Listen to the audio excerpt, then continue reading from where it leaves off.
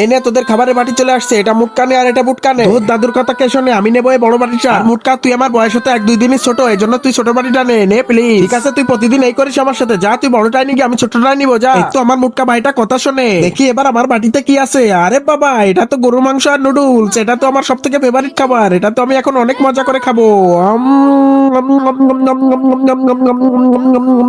অনেক মজা। ভাই মুটকা, এই খাবারটা যে এত সুন্দর এত মজার, আমাকে নাড়ু কাকা যে এত সুন্দর করে রান্ধে, আমার তো অনেক মজা লাগে। গরু গোশটা অনেক স্বাদের, কি স্বাদ। আমি তো এখান থেকে এক এক পিস করে সবগুলো গরু গোশ খেয়ে নিলাম। আহা, কি যে স্বাদ, কি যে মজা,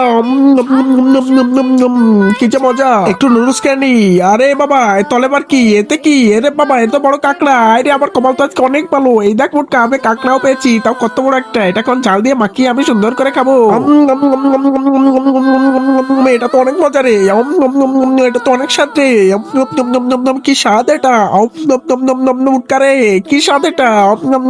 ভাই বুটকা, তুই এরকম ভাবে আর খাস না, আমার তো অনেক লোভ লাগতেছে রে, আমাকে একটু দে। এই মুটকা, তোর বাটি খুলে দেখ, তোর বাটিতে আরো ভালো কিছু আছে দেখি, তুমি বলতে পারো কিনা বলো তো। এই তরমুজ বাগানে কতজন মানুষ আছে, তুমি যদি বলতে পারো তাহলে একটা লাইক করে বলে যাও। আর যদি তুমি বাংলাদেশ থেকে হয়ে থাকো তাহলে একটা সাবস্ক্রাইব করে যাও। আরে ওয়াও, এটা কি, ওরে বাবা, এ তো প্রায় হাফ কেজি সোনা। আরে বাবা রে, আমার তো দিনকাল বলে আছে আজকে ভালো। দাদু, তুমি ওটা কি করলে, ওকে সোনা দিয়ে দিলে? তুমি অনেক লোভী, তাই আমি তোকে দিইনি। হ্যাঁ হ্যাঁ দাদু, ও অনেক লোভী, চলো আমরা যাই এটা বিক্রি করে অনেক খাবার খাই। শালা, আজকে তো জীবনে সব থেকে বড় ঠকান ঠকে গেলাম আমি। হ্যাঁ, কি করবো, যা।